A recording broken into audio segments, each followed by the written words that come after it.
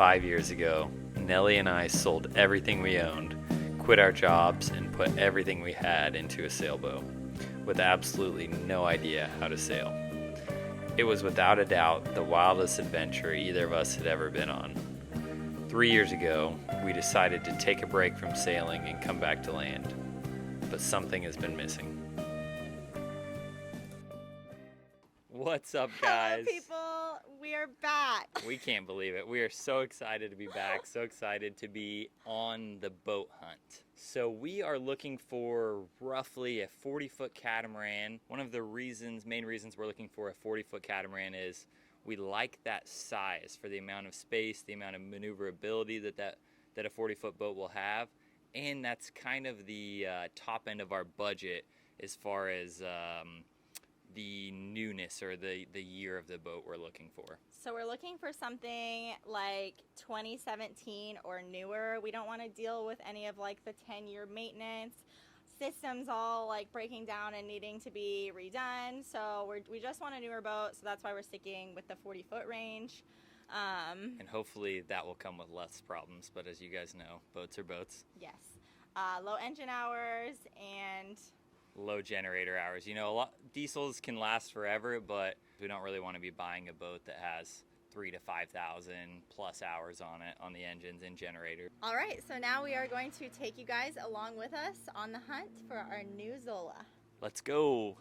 So this was the first boat we looked at. It is a 2017 Bali 4.0. We were actually really excited about this boat. We knew we loved the Balis. It's a 40-foot catamaran. That is a massive step up from our old Beneteau 393 that we used to sail on. This really was a super nice boat, but we quickly realized this would not be the boat for us. The reason I'm saying that is there were some really sketchy unknowns about the engines and their hours, and the broker casually mentioned that one of the keels fell off as it was being brought back from charter in the Caribbean. And here's the next boat we looked at. It is a Leopard 40. I think the Leopard cats are just beautiful boats and they have a great reputation. We've had some friends that had them, so we were pretty excited to see this one. Now we're gonna let the queen give you her thoughts on the boat. Okay, we're looking at a Leopard 40 right now, and we have come to the conclusion that we like the Bali better. We just feel like the Bali uses the 40 feet way better than the Leopard 40 does. Like this front area.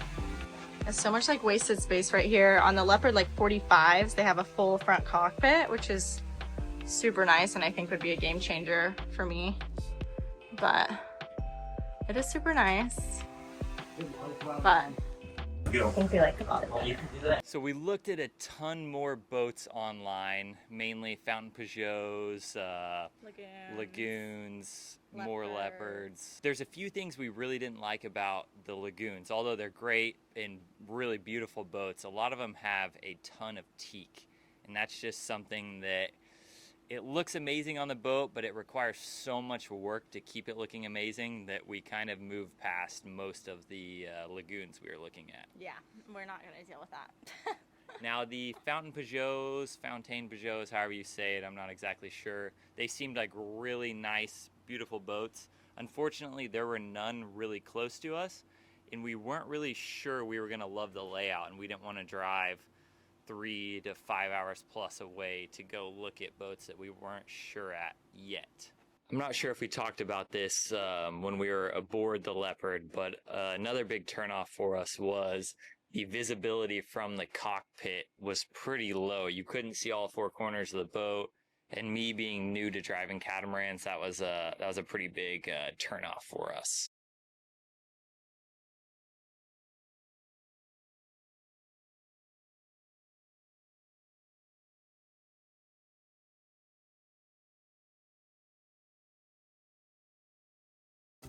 All right, we're here looking at our third catamaran. This one might be the one. This checks all the boxes. It's a little expensive. It's like way over budget. But it checks every single box except for 3. We can get into that later, but this is for me, this is a dream boat. Yeah. For you?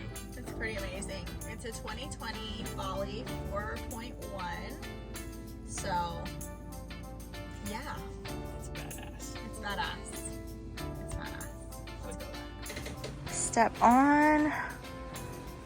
It's got this whole nice back seating area that the 4.0 didn't have. And then this whole thing opens up like a garage, or you can keep it closed.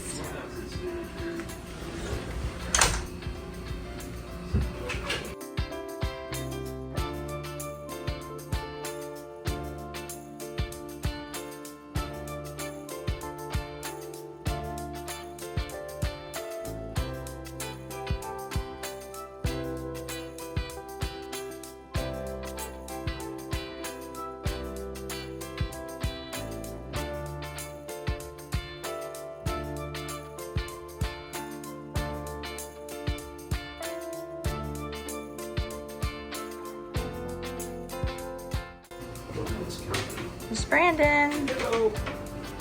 If we ever get back on YouTube, you're gonna be on it. Yep. All right, we're gonna go up front now.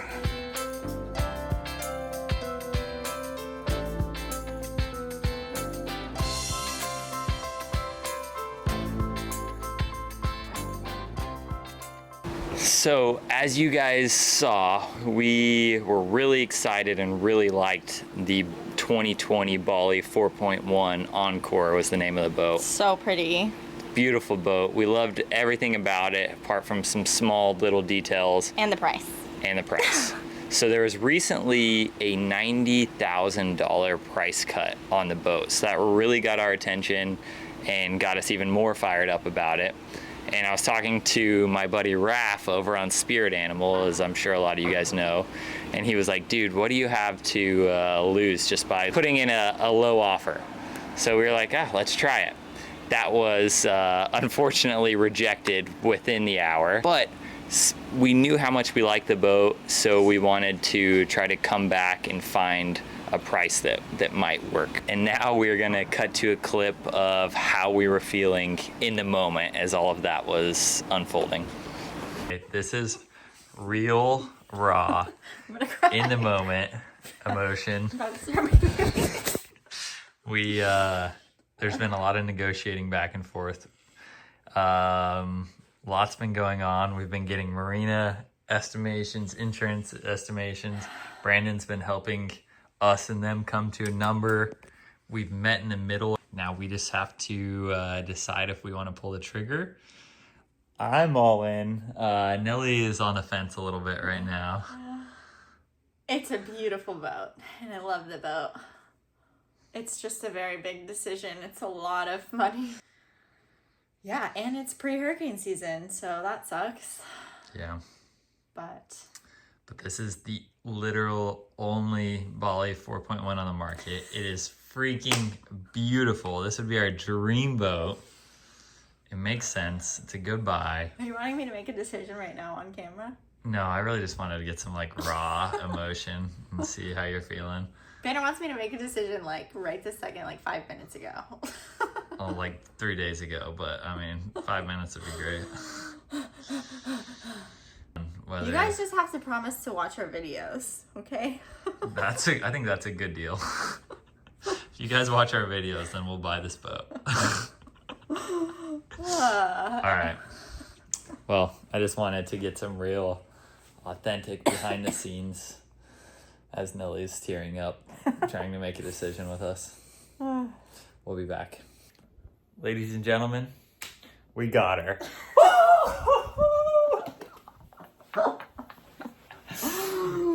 Oh my goodness. We're doing it. We're doing it. Cut to us jumping in the Bahamas. Let's go. I wish I would have just had that phone call I was on recorded. Brandon, you bastard. So yesterday we put in the offer that we had, I guess our broker was Brandon was doing some behind the scenes negotiating with their broker and the owner, and we kind of got an unofficial agreement, but there was like some lack of communication. We weren't sure And so we thought, okay, we had submitted the offer. They're going to sign it within the hour, a couple hours. Well, that was at like 1 p.m. yesterday, and then no response, nothing at all. And it is now almost noon the following day, and Brandon just calls me and he goes, man, they're not going to sign. And I'm like, shit, you know, I'm expecting at that point. But he was messing with me. They signed. Let's go. Woo! I'm not gonna lie, I kind of forgot how to do this whole vlogging YouTube thing, so you guys will have to bear with me for a little bit while I figure out how to talk to a camera again. All right.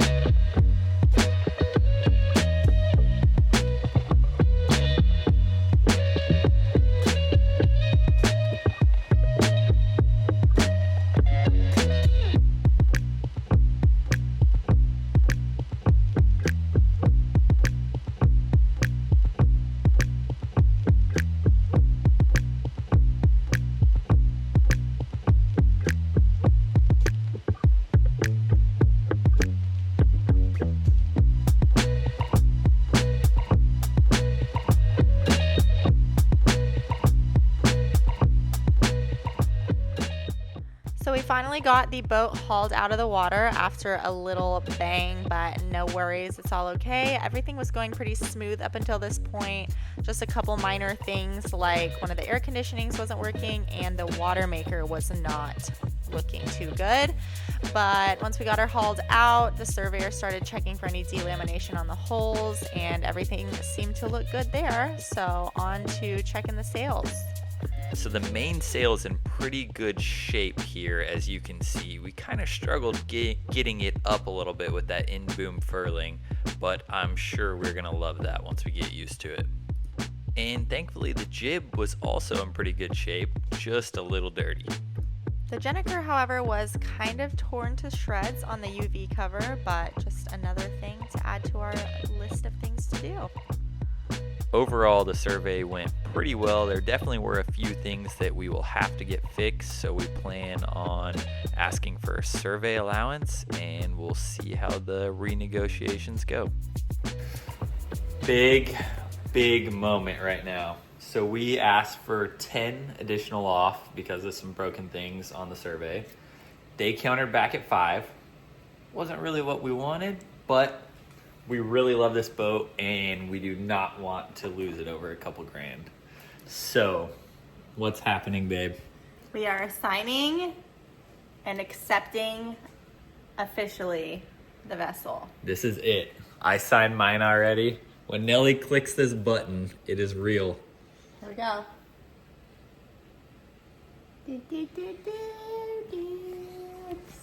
It's complete! We've officially accepted Zola 2.0. Wow. Catch us out on the water. Sailing Zola 2.0 upgrade, baby. Doesn't feel real yet. We're gonna take possession of the boat in like 8 days from now, I believe. That's when closing is. And then it's gonna get really, really real. Come look at my croquettes. Look how good those are. I've upped my cooking and baking since Zola 1.0, so. It's gonna be real serious out there this time. Woo! That's crazy. I don't even know how to feel right now. That is crazy. It hasn't hit me. All right. Well, we will see you guys soon. Oh, and by the way, we officially closed on the 2020 Bali 4.1, and Sailing Zola is finally back. Woo!